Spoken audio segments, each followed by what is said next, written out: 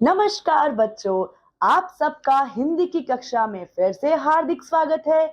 उम्मीद करती हूँ आप सभी लोग स्वस्थ होंगे, खुश होंगे और कक्षा के लिए बहुत ही उत्साहित होंगे। तो चलिए आइए बिना देरी के कक्षा की शुरुआत करते हैं। तो बच्चों, आज का पाठ हमारा है बच्चों, पाठ 2, बूढ़ा हंस।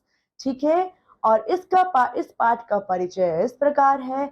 प्रस्तुत पाठ में बताया गया है कि बूढ़े हंस की बात ना मानने पर अन्य हंस मुसीबत में फंस जाते हैं और फिर बूढ़े हंस की बात मानकर मुसीबत से निकल भी जाते हैं।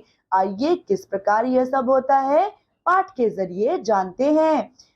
तो बच्चों, जंगल में एक पीपल का पेड़ था। उस पेड़ पर बहुत से हंस रहते थे। उन हंसों में एक बूढ़ा हंस भी था।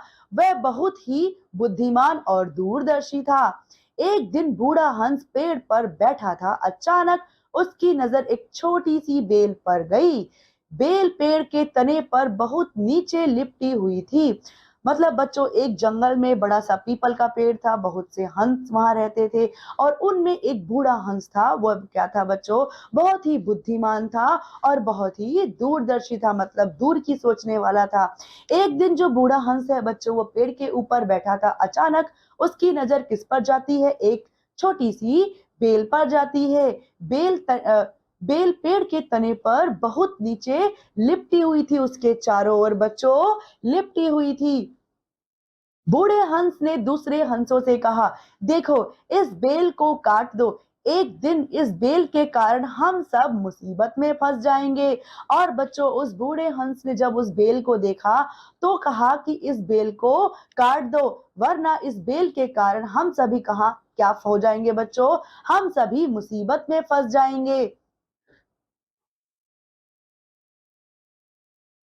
एक छोटा हंस हंसकर बोला, अरे इतनी छोटी सी तो बेल है, यह बेल हमारा क्या बिगाड़ लेगी। एक छोटे से हंस ने ये सारी बातें कही कि छोटी सी बेल हमारा क्या बिगाड़ लेगी। फिर बूढ़े हंस ने कहा, आज तुम सभी को यह बेल छोटी लग रही है, परंतु धीरे धीरे यह बेल पेड़ के पूरे तने से लिपट कर ऊपर तक आ जाएगी। फिर बेल का तना मोटा होकर पेड़ से चिपक जाएगा और नीचे से ऊपर तक पेड़ पर चढ़ने के लिए सीढ़ी बन जाएगी। सीढ़ी के सहारे कोई भी आसानी से हम तक पहुंच जाएगा। ठीक है बच्चों, ऐसा बूढ़े हंस ने चेतावनी देते हुए कहा और यह भी कहा कि यह बेल तुम्हें अभी बहुत छोटी लग रही है। जब धीरे धीरे यह बेल पूरी तरीके से बड़ी हो जाएगी, पूरे पेड़ पर फैल जाएगी, तब क्या एक सीढ़ी का काम करेगी ये। और फिर जब सीढ़ी बन जाएगी बच्चों, तो सीढ़ी के सहारे कोई भी पेड़ के ऊपर चढ़कर पहुंच जाएगा।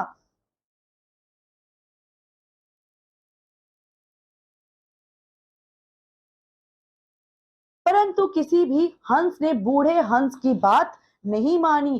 धीरे धीरे समय निकला। छोटी सी बेल लिपटते लिपटते ऊपर पेड़ की शाखाओं तक पहुंच गई।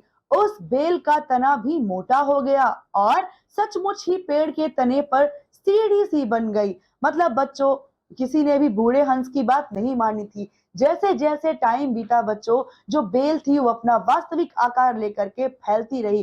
फैलते फैलते वो इतनी फैल गई और उसकी जड़ें, उसकी जो रस्सियां थी वह भी मोटी हो गई और उसने लगभग पूरे तने को अपने बेल की जकड़ों से जकड़ लिया था। बेल से पूरे तने को ढक लिया था और इसी प्रकार वो इतनी ज्यादा मोटी परत बन गई थी कि सचमुच ही पेड़ के तने पर क्या बच्चों, एक सीढ़ी सी बन गई थी। एक दिन की बात है, हंस दाना चुगने बाहर गए। तभी एक शिकारी उधर आया।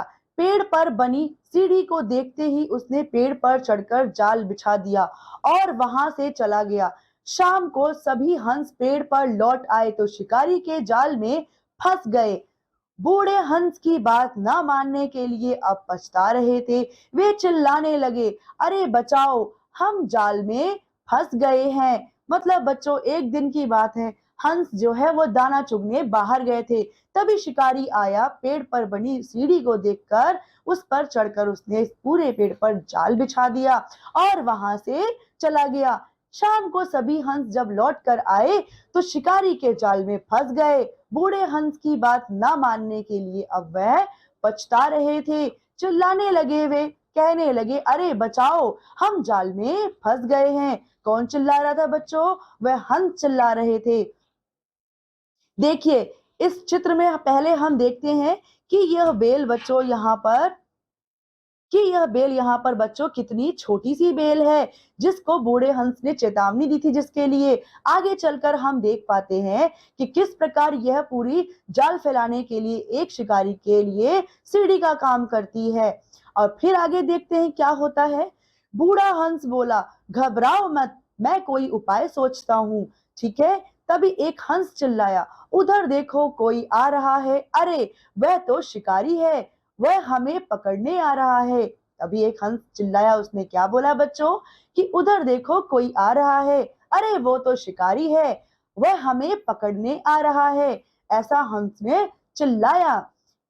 बूढ़ा हंस बोला, देखो मेरी बात ध्यान से सुनो, जब शिकारी इधर आ जाए तो सब मरे हुए से हो जाना, सब मरे हुए से हो जाना। वह तुम्हें मरा हुआ समझकर जाल से बाहर निकाल देगा, उसी समय सब उड़ जाना। पर बूढ़ा हंस क्या बोला बच्चों? बूढ़े हंस ने कहा, देखो मेरी बात ध्यान से सुनो, जब शिकारी इधर आए तो सभी मरने का नाटक करना, ठीक है, सभी मरने के जैसे हो जाना। मतलब ऐसा नाटक करना है कि जैसे तुम सब मर गए हो, और जैसे ही शिकारी तुम्हें मरा हुआ समझकर जाल उठाएगा तो तुम सभी क्या करना, अचानक से सभी एक साथ उड़ जाना। सभी हंसों ने वैसा ही किया जैसा बूढ़े हंस ने कहा था। जैसे ही शिकारी आया सभी हंस मरे हुए के जैसे हो गए। शिकारी ने हंसों को मरा हुआ समझकर नीचे फेंक दिया। अब जैसे ही शिकारी आया तो वो क्या हो गए, एकदम से निर्जीव यानी कि मरे हुए जैसे वो नाटक करने लगे। फिर जब भी शिकारी आया, अब शिकारी ने क्या किया बच्चों, हंसों को मरा हुआ समझ करके नीचे फेंक दिया।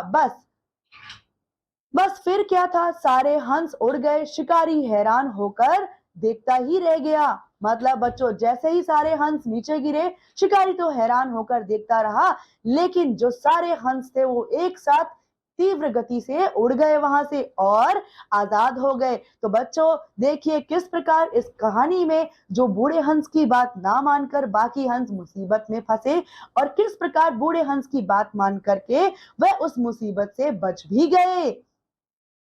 तो बच्चों, हमने इस कहानी में क्या सीखा? हमने सीखा अपने बड़ों की बात माननी चाहिए, विपरीत स्थितियों में धैर्य से काम लेना चाहिए। ठीक है बच्चों, तो इस कहानी में इस सीख के साथ इतना ही। अब मैं आपसे मिलती हूँ अगली कक्षा में। तब तक के लिए बच्चों आप पढ़ते रहिए, खुश रहिए। धन्यवाद।